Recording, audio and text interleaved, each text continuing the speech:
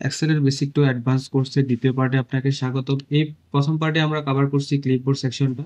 এখন আমরা ফন্ট সেকশনটা কভার করব। ফন্ট সেকশনে আপনি কি কি কাজ করতে পারতেছেন বা কিভাবে আপনি আপনার শিট অথবা ডকুমেন্টকে আরো সুন্দর করে সাজাতে পারতেছেন। তো প্রথমে আমরা এখান থেকে একটা বাংলাদেশ লেখা নিয়ে নিলাম। নেওয়ার পরে আমি এখানে অপশন দেখতে পারতেছি ফন্ট নেম। এখানে হচ্ছে যে মূলত আমার ফন্টের যে স্টাইলগুলো আমি দিতে পারতেছি। তো এখানে আমার একটা লেখা আছে বাংলাদেশ, এটা প্রথমত ক্যালিব্রি অবস্থায় আছে। আমি যদি এখান থেকে এটাকে ক্লিক করে আরোতে, এরপর আমি যদি এখান থেকে এই যে আলজেরিয়ান এটাকে ক্লিক করি, আমার ফন্টের লেখাটা চেঞ্জ হয়ে যাচ্ছে, অর্থাৎ স্টাইলটা চেঞ্জ হয়ে যাচ্ছে। আমি এভাবে বিভিন্নভাবে বিভিন্ন ধরনের স্টাইল এখান থেকে দিতে পারবো। আমি চাইলে এখান থেকে বাংলাও লিখতে পারি। তো আমি আমার কিবোর্ড থেকে বিজয় কিবোর্ডটা অন করে নিলাম। অন করে নেওয়ার পর এখান থেকে যদি আমি ওই বিজয় কিবোর্ডের যে নেমটা আছে সুতনি এমজি, এটাকে আমি সিলেক্ট করে নিলাম। করার পর আমি যদি এখানে লিখি বাংলাদেশ, তাহলে আমি এখানে বাংলাও লিখতে পারতেছি। তো বাংলা লেখার দরকার নেই, আমি ইংলিশে যাচ্ছি যাতে আপনাদের জন্য বুঝতে সুবিধা হয়। ওকে, এরপরে আমার এখানে দ্বিতীয় অপশন আছে হচ্ছে যে ফন্টের সাইজ। আমি চাইলে লেখাগুলোকে ছোট বড় করতে পারি, এখানে কাস্টম ভাবে আপনি দিতে পারতেছেন। তো এই যে আমি এখান থেকে 22 সিলেক্ট করলাম, এটা বড় হয়ে গেছে। আমি চাইলে এটাকে আরো দিলাম বড়, আরো বড় করতে পারতেছি। আপনার ইচ্ছে মতো আপনি এটাকে সাইজ দিয়ে আপনার ডকুমেন্ট অনুসারে সাজিয়ে নিতে পারেন। এছাড়া আপনি পাশে আর দুটো অপশন পাবেন, ইনক্রিজ এবং ডিক্রিজ। আপনি এখান থেকেও চাইলে একটা একটা করে ক্লিক করে বাড়াইতে পারেন অথবা ক্লিক করে কমাইতে পারেন। এটা হচ্ছে আপনার লেখাগুলোকে ছোট করবে, আর এই বাম পাশেটা হচ্ছে লেখাগুলোকে বড় করবে। এরপরে আপনি দেখতে পারতেছেন বোল্ড। বোল্ড অপশনটা কি করে, মূলত লেখাগুলোকে আমার মোটা করে দেয়, অর্থাৎ ভালো করে দেখার জন্য। তো আমি এখানে যদি ক্লিক করি আমার লেখাটা মোটা হয়ে যায়। আবার আমি যদি এখানে পুনরায় ক্লিক করি তাহলে আমার লেখাটা এখান থেকে বোল্ড চলে যাবে। তো আমি চাইলে এটাকে কিবোর্ডের মাধ্যমে শর্টকাটেও করতে পারি। কিভাবে, কন্ট্রোল ভি চেপে আমি এটাকে বোল্ড করে নিতে পারি, আবার কন্ট্রোল ভি চাপলে এটা বোল্ড চলে যাবে। এরপর আমি দেখতে পারতেছি ইটালিক, এখানে যে অপশনটা এটাকে বলা হয়েছে ইটালিক। এটা হচ্ছে আপনার লেখাগুলোকে বাঁকা করে দিবে। যখন আমি এটাকে সেলটা সিলেক্ট অবস্থায় এই ইটালিকে ক্লিক করব, দেখবেন যে লেখাটা একটু বাঁকা হয়ে গেছে। আবার যদি ক্লিক করি এটা এখান থেকে আবার আগের মতো হয়ে যাবে। তো আমি এখান থেকে কন্ট্রোল আই চাপ দিলেও এটা ইটালিক হয়ে যায়, আবার কন্ট্রোল আই চাপ দিলে এটা ইটালিক চলে যাবে। এর পরবর্তীতে যে অপশনটা আছে এটা হচ্ছে আপনার আন্ডারলাইন। আপনি যদি চান এখান থেকে কন্ট্রোল ইউ প্রেস করতে পারেন কিবোর্ড থেকে।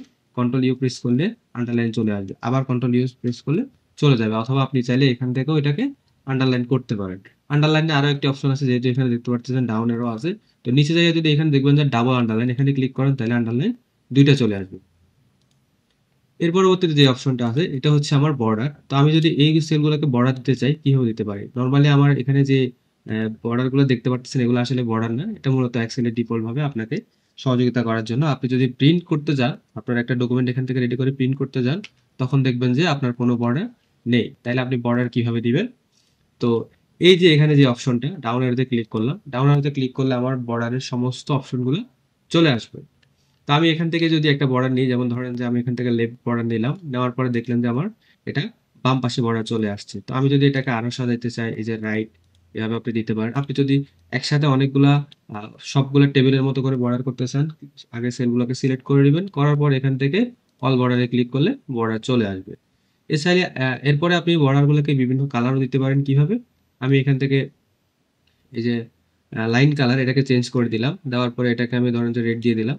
রেড দেওয়ার পরে এই যে আমি চাইলে এটাকে আমার একটা কলম চলে আসছে, আমি একটা একটা করে সিলেক্ট করে এটাকে দিতে পারতেছি। ওকে, এভাবে চাইলে আপনি আপনার বর্ডার গুলার কালারও চেঞ্জ করতে পারতেছেন। বর্ডার কালার চেঞ্জ শেষ, আমি এখান থেকে নো বর্ডার দিয়ে দিলাম। ওকে, এর পরবর্তীতে আমার যে অপশন এটা হচ্ছে ফিল কালার, অর্থাৎ এটা হচ্ছে আমার যে ব্যাকগ্রাউন্ড, সেলের যে ব্যাকগ্রাউন্ড এই কালারটা চেঞ্জ করে দিবে। আমরা গত ভিডিওতে এটা একটু দেখছিলাম। তো আমি এখান থেকে ক্লিক করে এখান থেকে একটা সেল ফিল কালার সিলেক্ট করে নিলাম, করার পর দেখলাম যে আমার লেখার পিছনে কালারটা চেঞ্জ হয়ে গেছে। তো এভাবে আপনি চাইলে আপনার সেলের যে ব্যাকগ্রাউন্ড কালার এটাকে আপনি এখান থেকে চেঞ্জ করতে পারতেছেন।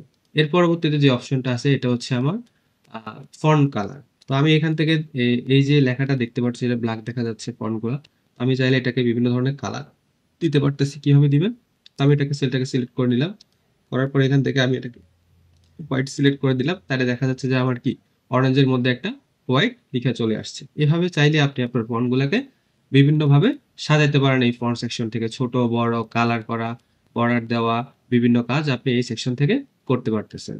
পরবর্তী ভিডিও পাওয়ার জন্য পেজটা ফলো করে দেন, যদি ইউটিউবে দেখেন তাহলে সাবস্ক্রাইব করে দেন। ধন্যবাদ সবাইকে।